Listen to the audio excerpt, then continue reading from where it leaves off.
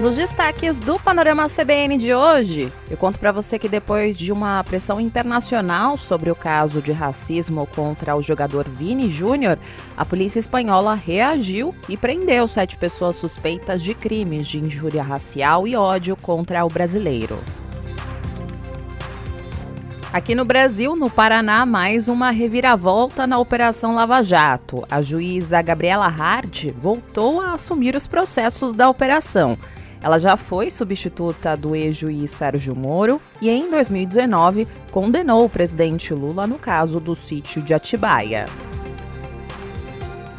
E no noticiário internacional, o fundador do Voz das Comunidades, o jornalista brasileiro René Silva, foi escolhido como um dos líderes da nova geração pela revista Time. Panorama CBN. Olá para você que está ouvindo o Panorama CBN. Eu sou a Juliana Prado e vou te contar em menos de 30 minutos tudo o que foi notícia nesta terça-feira, dia 23 de maio de 2023. E eu começo esse episódio, claro, falando novamente sobre o 10º caso de racismo que o jogador brasileiro do Real Madrid, Vini Júnior, sofreu no domingo na Espanha. Ontem você acompanhou aqui no Panorama CBN que as autoridades brasileiras cobraram mais ações efetivas do governo espanhol em relação a esse caso, né? E parece que isso teve efeito hoje. A polícia espanhola prendeu nesta terça-feira 7 pessoas suspeitas de crimes de injúria racial e ódio contra o brasileiro. Primeiro, a Polícia Nacional da Espanha prendeu 4 pessoas suspeitas de estarem envolvidas naquele caso em que um boneco que representava o atacante Vini Júnior enforcado foi pendurado sob uma ponte de Madrid em janeiro deste ano. Segundo a polícia, 3 dos detidos são integrantes da Frente Atlética, que é a torcida organizada do Atlético de Madrid. Todos os presos são espanhóis e têm entre 19 e 24 anos. Ao longo do dia de hoje também, os policiais espanhóis prenderam também 3 torcedores do Valência que foram identificados pelo clube como os autores dos insultos que foram feitos ao Vini Júnior no domingo. Mas logo depois, os 3 envolvidos nesse caso foram soltos após prestarem depoimento. Eles agora vão responder em liberdade pelo crime de ódio, porque lá na Espanha não há uma tipificação específica para racismo como existe aqui no Brasil. Depois dessas prisões, o ministro da Justiça, Flávio Dino, descartou a possibilidade de aplicar a lei brasileira contra os ataques racistas sofridos pelo jogador Vini Júnior. Ontem, Flávio Dino, ele até disse que considerava aplicar um dispositivo do Código Penal brasileiro contra os ataques que foram sofridos por Vini Júnior. Mas isso só aconteceria, segundo Flávio Dino, caso as autoridades espanholas não adotassem as providências. E hoje, Flávio Dino disse em uma rede social que não vai ser mais preciso usar essa medida extrema. Hoje também o Ministério da Igualdade Racial do Brasil e o Ministério da Igualdade da Espanha emitiram uma nota conjunta sobre os episódios de racismo contra o jogador do Real Madrid. O comunicado, que tem parágrafos em português e espanhol, é assinado pelas ministras Aniele Franco, que é aqui do Brasil, e Irene Montero, da Espanha. No documento, os ministérios declaram que os 2 governos assinaram no mês passado um memorando de entendimento com foco no combate à discriminação e na promoção da igualdade racial, e que esse acordo ele foi criado pelo fato de que o racismo é estrutural em nossas sociedades, tanto no Brasil como na Espanha, no mundo todo, e que eventos como o que aconteceu lá em Valência não são eventos isolados e que estão profundamente enraizados na sociedade.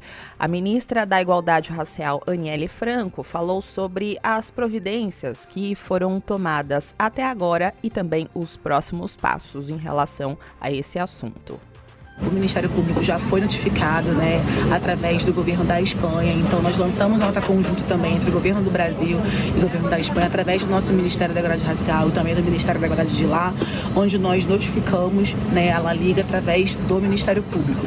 Bom, e são essas atualizações que a gente tem tido, esperando a reunião com a La Liga, onde o embaixador Orlando, que reside lá na Espanha, já nos informou também que acontecerá na próxima segunda-feira, e a gente está acompanhando atentamente, desejando que o Vini esteja bem, fortalecido, firme, e que ele saiba que a gente vai estar aqui do Brasil lutando e cuidando para que esse caso não siga impune.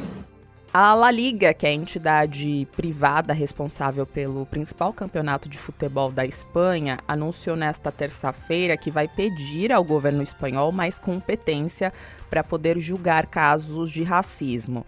Eu lembro você que o presidente da La Liga, no domingo, o Javier Tebas, travou o principal embate com o jogador Vini Júnior após ele ser vítima de um novo ataque racista. Javier Tebas recriminou o jogador por ele ter reclamado de uma série de casos similares nos quais a La Liga não fez nada até agora. E, em uma publicação respondendo a Vini Júnior, o presidente da entidade argumentou que só cabia a ele identificar casos do tipo e denunciar, mas não punir. E pediu mais respeito do brasileiro à La Liga. Mas aí, depois da forte repercussão negativa do caso, a La Liga voltou atrás hoje e diz que vai pedir ao governo para ter competências sancionadoras em casos de violência, racismo, xenofobia e intolerância.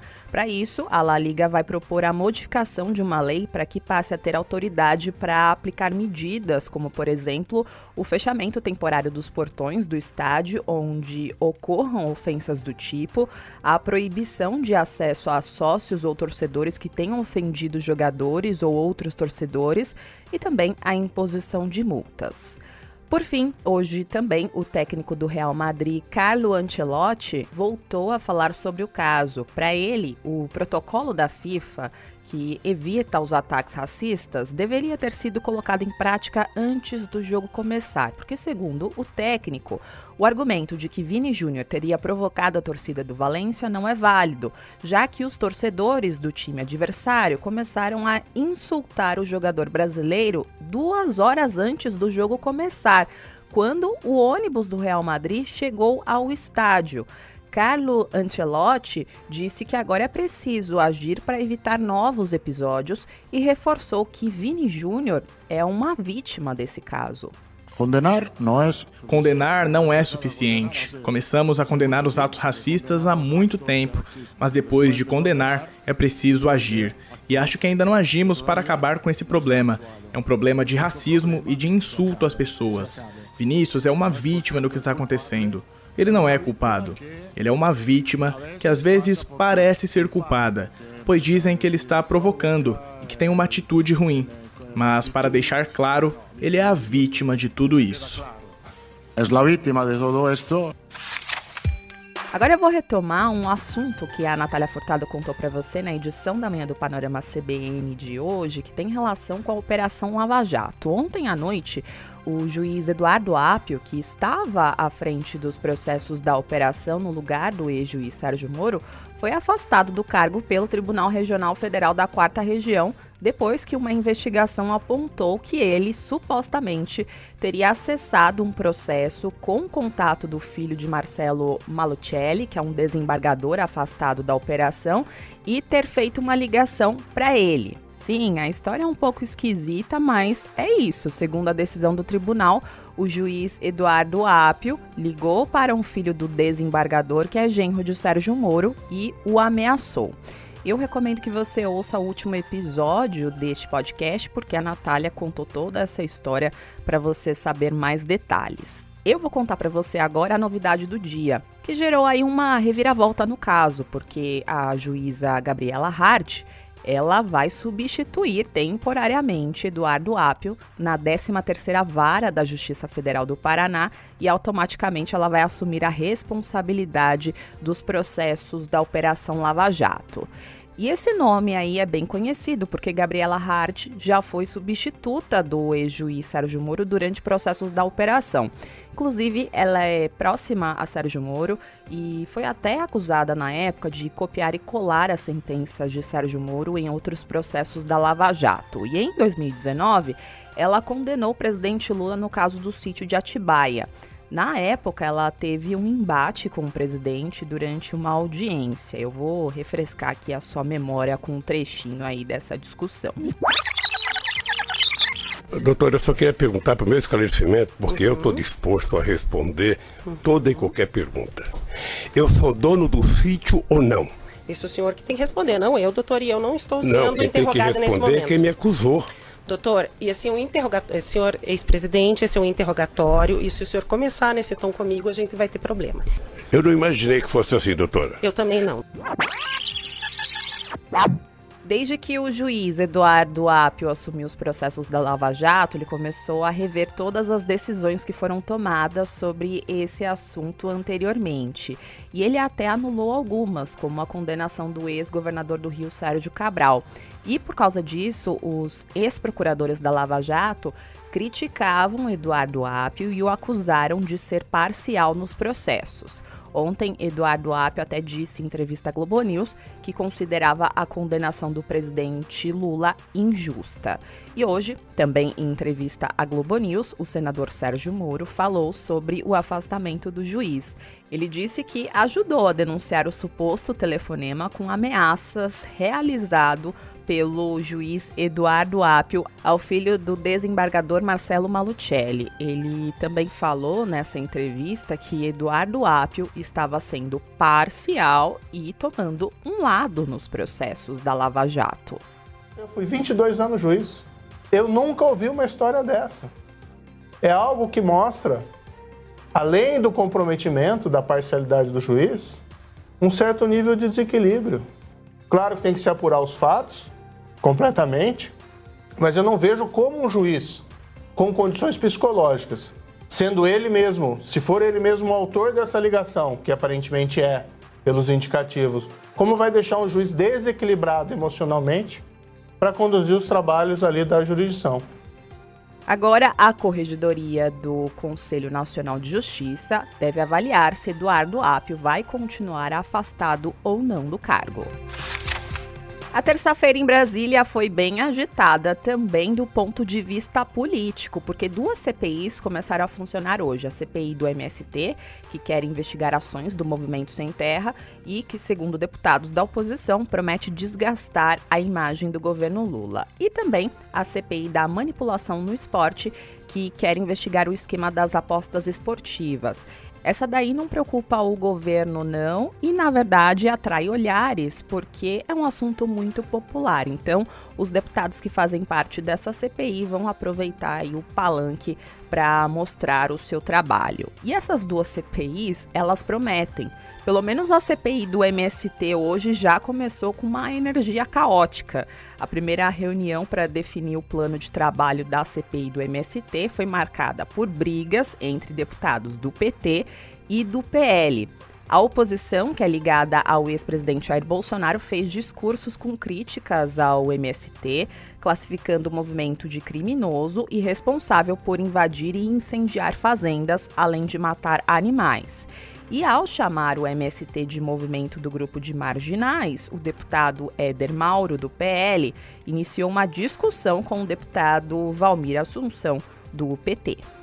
Porque ela está apurando exatamente situações de um grupo que não é um movimento social, mas um movimento, sim, de marginais, que invadem, que quebram, que põem fogo em sedes de fazendas, que matam animais e que simplesmente... Reponha, por favor, mais 30 segundos, senhor presidente. A esquerda, eu não sei se porque é só comigo que vocês não deixam eu falar, tem medo da verdade, então deixa eu falar. Depois deputado que eu Valmir, falar, você se manifesta. Deputado Valmir, nem todo mundo concordou com a sua fala, mas respeitaram.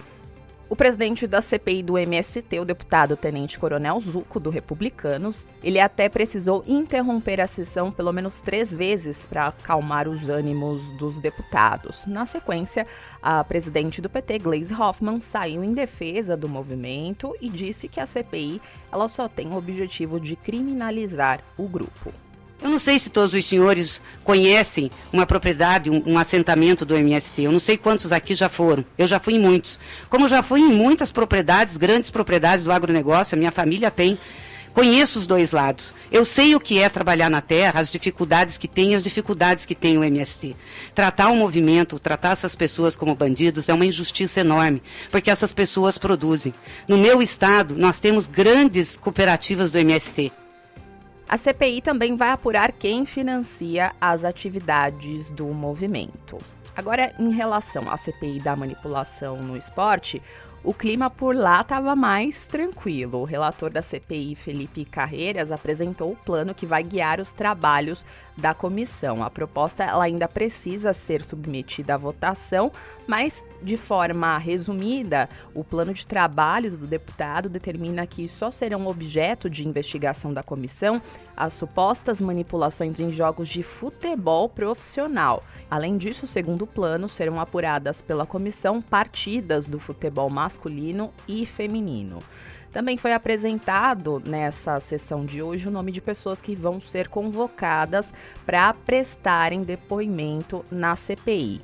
Além de jogadores denunciados pelo Ministério Público de Goiás, os deputados pedem também a convocação de presidentes de clubes de futebol e também do empresário Bruno Lopes, que é acusado pelo MP de ser o chefe do esquema de manipulação de resultados, e também a esposa dele, a Camila Mota. Até o momento, 17 dos 20 presidentes de clubes da Série A do Campeonato Brasileiro estão nos requerimentos de convocação para depor na CPI. A terça-feira foi bem agitada, teve até a operação da Polícia Federal. A PF realizou mais uma fase da Operação Lesa Pátria. O objetivo dessa operação é identificar pessoas que participaram, financiaram ou fomentaram ou se omitiram na segurança de Brasília no dia dos atos golpistas, no dia 8 de janeiro.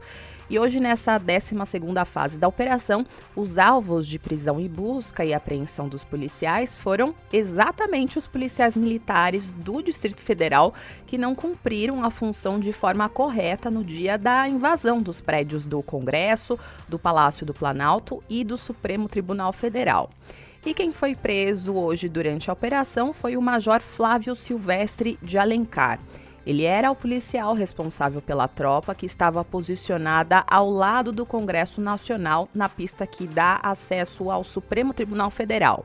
E nas imagens, no dia dos ataques, é possível perceber o momento em que as viaturas da PM que estavam posicionadas no local deixam a pista e abrem caminho para que os golpistas pudessem ter passagem livre até o prédio do Supremo. E a ordem para a saída da tropa de choque da região ela foi dada pelo Major Flávio. Ele disse até num grupo de conversa de PMs que qualquer tentativa de invasão ao Congresso deveria ser permitida. Essa mensagem aí ela foi enviada no dia 20 de dezembro, ou seja, dias antes da invasão, e estava no celular de outro policial, o Tenente Rafael Pereira Martins, que foi preso em fevereiro na 5ª etapa da operação. Na época, o Major Flávio também foi preso, mas logo depois foi solto e voltou a ser preso novamente, porque essa mensagem justificou a prisão desta terça-feira. Em nota, a Polícia Militar informou que não vai comentar esse episódio. Na primeira vez em que Major Flávio foi preso, ele prestou um depoimento à Polícia Federal e justificou a ordem para a movimentação das tropas, dizendo que recebeu a informação de que um comandante-geral da PM tinha sido ferido.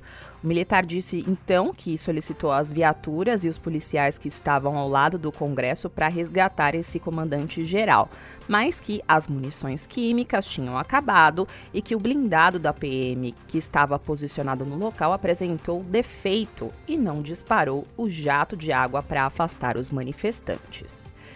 Ainda falando sobre esse assunto, hoje o ministro Alexandre de Moraes, do Supremo Tribunal Federal, determinou que a Polícia Federal retome as investigações sobre a suposta participação do deputado tenente-coronel Zuco, que é do Republicanos do Rio Grande do Sul, nos atos antidemocráticos.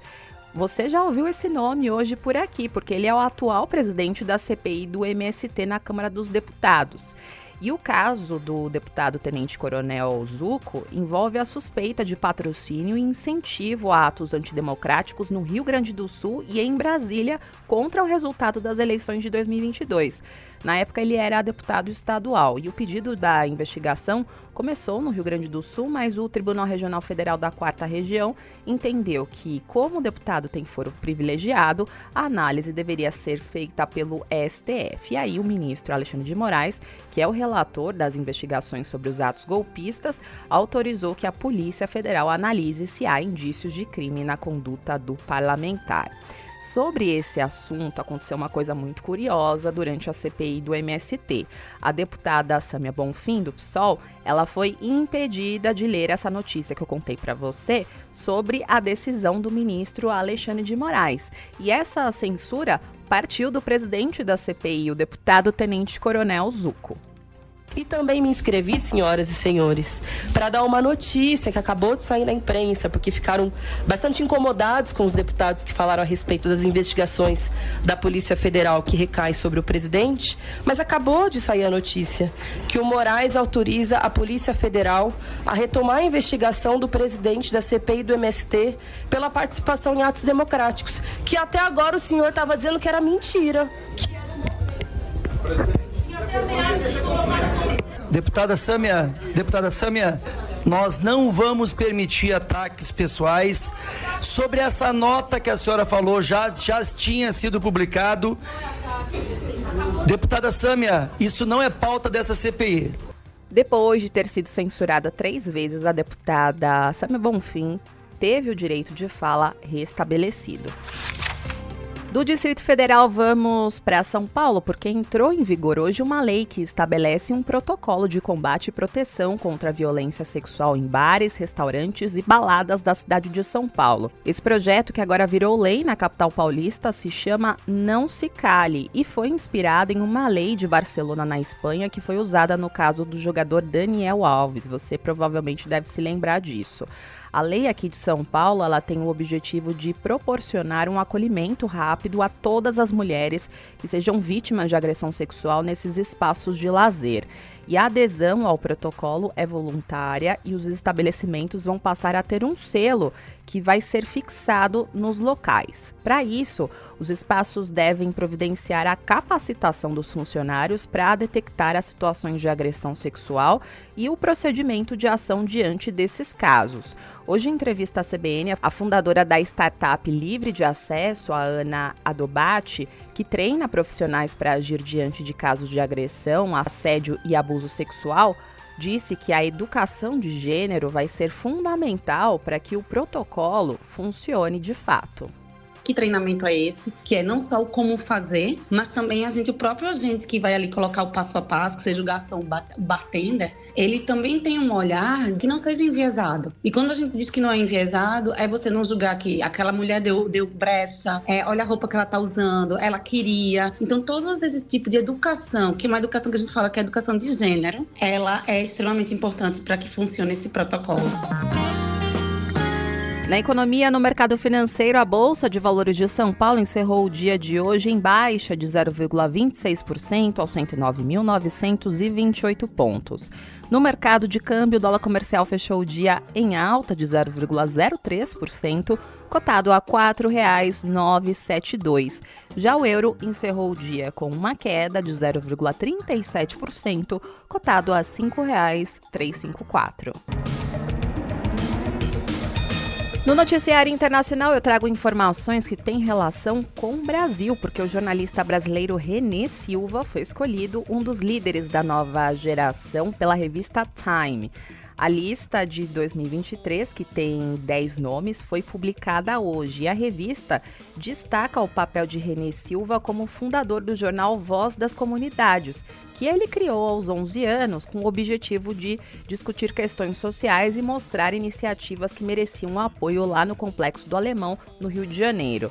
A revista justifica a escolha de René Silva como um líder da próxima geração porque ele abriu um espaço para os moradores de favela se expressarem com o Voz das Comunidades, retratando o dia a dia da classe trabalhadora, majoritariamente negra, que vive nas favelas do Rio de Janeiro. A revista Time também pontua que René Silva é destaque como uma das principais vozes sobre as favelas do Rio de Janeiro e, inclusive, influencia a mídia em geral. Isso porque o tempo passou e 18 anos depois da criação, o Voz das Comunidades agora virou uma ONG que tem 35 funcionários que falam sobre cultura, política, esportes, educação e problemas de políticas públicas em relação ao Estado. E durante a pandemia teve um papel essencial para as famílias que estavam passando fome nas comunidades. Ao longo aqui da programação da CBN, entrevistamos René Silva para falar sobre a lista da revista Time, que é respeitada mundialmente. E ele falou sobre a importância e o simbolismo desta escolha. Quando a Time coloca um brasileiro, um jovem negro da favela, numa lista tão importante, tão conceituada quanto essa, ela mostra para o Brasil e para o mundo que a potência de onde ela vem, né? As pessoas, de onde estão os fazedores, onde estão esses novos líderes, né? Quem são essas pessoas?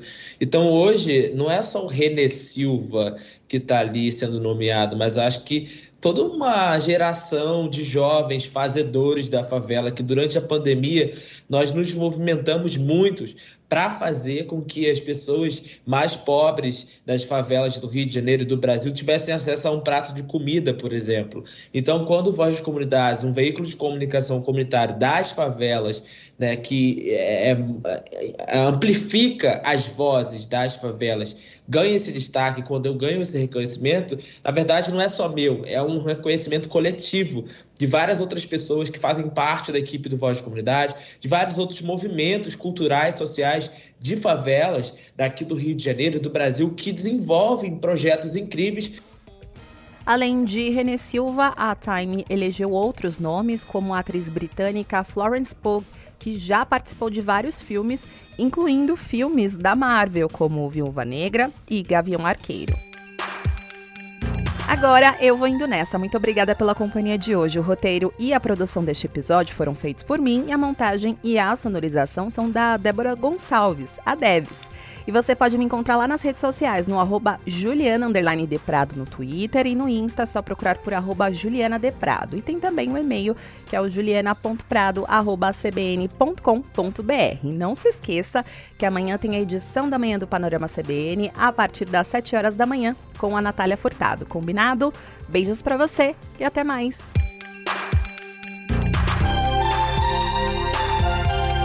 Panorama CBN. As principais notícias do dia em menos de meia hora.